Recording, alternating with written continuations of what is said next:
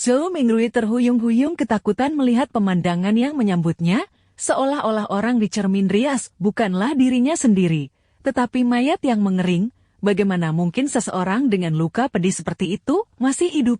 Dia menoleh dengan tidak percaya lagi dan memeriksa sisi lain.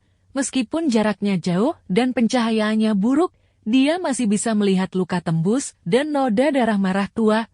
Ini. Zhou Mingrui menarik napas dalam-dalam saat dia berusaha keras untuk menenangkan dirinya. Dia mengulurkan tangan untuk menekan dada kirinya dan merasakan jantungnya yang berpacu yang memancarkan vitalitas yang luar biasa.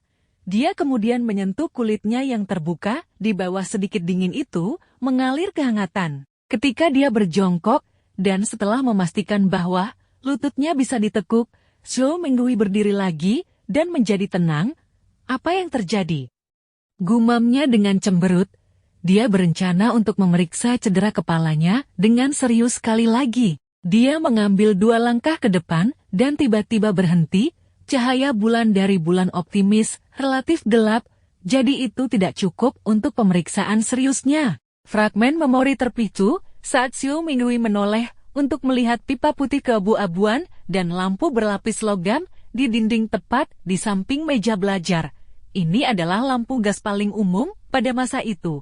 Nyala apinya stabil dan kemampuan penerangannya sangat baik. Dengan situasi keluarga klien Moretti, bahkan lampu minyak tanah adalah mimpi, apalagi lampu gas, menggunakan lilin paling tepat untuk posisi dan perawakan mereka. Namun, ketika dia membakar minyak tengah malam 4 tahun lalu untuk diterima di Universitas Poi, kakak laki-lakinya, Benson, merasa bahwa itu adalah masalah penting yang bergantung pada masa depan keluarga mereka.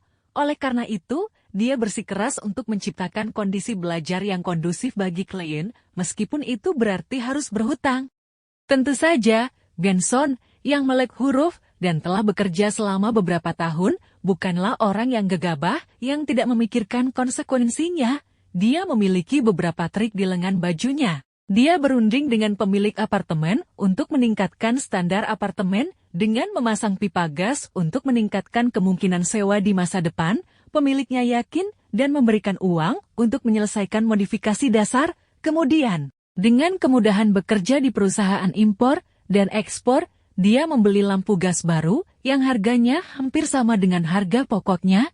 Pada akhirnya, yang dia butuhkan hanyalah menggunakan tabungannya dan tidak perlu meminjam uang. Setelah fragmen memori melintas di benaknya, Zhou Mingrui datang ke meja tempat, dia memutar katup pipa dan mulai memutar saklar lampu gas. Dengan suara tergagap, percikan terdengar dari gesekan, cahaya tidak turun ke Zhou Mingrui seperti yang dia harapkan. Dia memutar tombolnya beberapa kali lagi, tetapi yang dilakukan lampu gas hanyalah tergagap dan tetap gelap. Menarik tangannya dan menekan pelipis kirinya, Zhou Mingrui mencari alasannya dengan mengobrak-abrik fragmen ingatannya. Beberapa detik kemudian, dia berbalik dan berjalan menuju pintu. Dia tiba di instalasi mesin yang juga dipasang di dinding dan memiliki pipa putih keabu-abuan yang terhubung dengannya. Ini adalah meteran gas. Setelah melihat roda gigi dan bantalan yang terbuka, Zhou Mingrui mengeluarkan koin dari saku celananya. Warnanya kuning tua dan memiliki kilau perunggu. Bagian depan koin itu diukir dengan potret seorang pria yang mengenakan mahkota, dan ada satu pada rumpun gandum di bagian belakang. Zhou Mingrui tahu bahwa ini adalah mata uang paling dasar dari kerajaan Lun. Itu disebut sen tembaga. Daya beli 1 sen kira-kira 3-4 yuan. Sebelum transmigrasinya, koin tersebut memiliki denominasi lain seperti 5 pensi, setengah pensi, dan 1/4 pensi. Meskipun ketiga jenis itu, denominasinya tidak dalam satuan yang cukup kecil. Dalam kehidupan sehari-hari, seseorang harus membeli beberapa barang berbeda hanya untuk menghabiskan 1 koin dari waktu ke waktu. Setelah membalik koin yang hanya dicetak dan didarkan, setelah Raja George III naik tahta beberapa kali, Zhou Mingrui memasukkannya ke dalam mulut vertikal tipis meteran gas. Setelah seng jatuh ke dasar meteran, suara roda gigi gerinda segera terdengar, menghasilkan ritme mekanis yang pendek namun merdu. Zhou Mingrui menatap meteran selama beberapa detik sebelum kembali ke meja kayu kekar. Dia kemudian mengulurkan tangan untuk memutar saklar lampu gas. Setelah beberapa tergagap, ada suara yang tajam. Gumpalan api menyala dan tumbuh dengan cepat.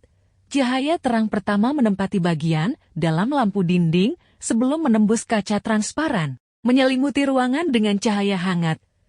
Kegelapan dengan cepat surut saat warna merah keluar dari jendela. Zhou Mingrui merasa nyaman untuk alasan yang membingungkan saat dia dengan cepat datang ke depan cermin rias. Kali ini, dia dengan serius memeriksa pelipisnya dan tidak melewatkan satu detail pun. Setelah beberapa putaran pemeriksaan, dia menyadari bahwa selain noda darah asli, cairan tidak lagi mengalir keluar dari luka aneh itu. Tampaknya telah menerima hemostasis dan perban terbaik. Adapun otak putih keabu-abuan yang menggeliat perlahan, dan pertumbuhan daging dan darah yang terlihat di sekitar luka, itu berarti luka itu mungkin memakan waktu 30 hingga 40 menit. Atau bahkan mungkin 2 hingga 3 jam sebelum hanya meninggalkan bekas luka ringan. Efek restoratif yang dibawa transmigrasi. Zhou Mingrui meringkuk di sudut kanan mulutnya saat dia bergumam dalam hati. Setelah itu, dia menghela nafas panjang, bagaimanapun. Dia masih hidup. Setelah menenangkan pikirannya, dia membuka laci dan mengeluarkan sepotong kecil sabun. Dia mengambil salah satu handuk tua dan compang-camping yang tergantung di sisi lemari dan membuka pintu. Dia kemudian berjalan ke kamar mandi umum yang digunakan bersama oleh para penyewa di lantai 2. Ya, aku harus membersihkan noda darah di kepalaku, atau aku akan tetap terlihat seperti TKP. Tidak apa menakut-nakuti diriku sendiri, tetapi jika aku menakuti adikku, Melissa, ketika dia bangun pagi-pagi besok, itu akan sangat bermasalah. Koridor di luar gelap gulita, siluet nyaris tidak ditekankan oleh cahaya bulan merah dari jendela di ujung koridor. Mereka tampak seperti sepasang mata monster yang diam-diam mengamati makhluk hidup hingga larut malam. Zhou Mingrui meringankan langkahnya saat dia berjalan menuju kamar mandi umum dengan rasa takut yang bergidik. Ketika dia masuk, ada lebih banyak cahaya bulan, memungkinkan dia untuk melihat semuanya dengan jelas. Zhou Mingrui berdiri di depan wastafel dan memutar kenop keran, mendengar suara gemericik air. Dia tiba-tiba teringat pada tuan tanahnya, Pak Frankie, karena air sudah termasuk dalam sewa. Pria pendek dan kurus yang mengenakan topi, rompi, dan jas hitam ini selalu memeriksa kamar mandi secara aktif untuk memperhatikan suara air yang mengalir. Jika air menyembur terlalu keras, Pak Frankie akan mengabaikan semua sifat sopannya dengan mengayunkan tongkatnya dan memukul pintu kamar mandi, meneriakkan hal-hal seperti, "Sialan pencuri. Pemborosan adalah masalah yang tak tahu malu. Aku akan mengingatmu, jika aku melihat ini terjadi lain kali, inyahlah bersama barang bawaan kamu yang kotor. Perhatikan kata-kata aku, ini adalah apartemen paling bernilai untuk uang di kota Tingin. Kamu tidak akan menemukan tuan tanah yang lebih baik di tempat lain." Menyingkirkan pikiran itu, Zhou Mingrui menggunakan handuk basah untuk membersihkan noda darah dari wajahnya lagi dan lagi. Setelah memeriksa dirinya sendiri menggunakan cermin kumuh di kamar mandi dan memverifikasi bahwa yang tersisa hanyalah luka mengerikan dan wajah pucat membuat Zhou Mingrui rileks. Kemudian, dia melepas kemeja lininnya dan menggunakan sabun untuk membersihkan noda darah. Pada saat itu, dia merajut alisnya dan mengingat kemungkinan masalah, lukanya terlalu berlebihan dan ada terlalu banyak darah. Terlepas dari tubuhnya, kamarnya kemungkinan masih memiliki tanda-tanda cedera. Setelah Zhou Mingrui selesai dengan kemeja linennya, beberapa menit kemudian, dia dengan cepat kembali ke apartemennya dengan handuk basah.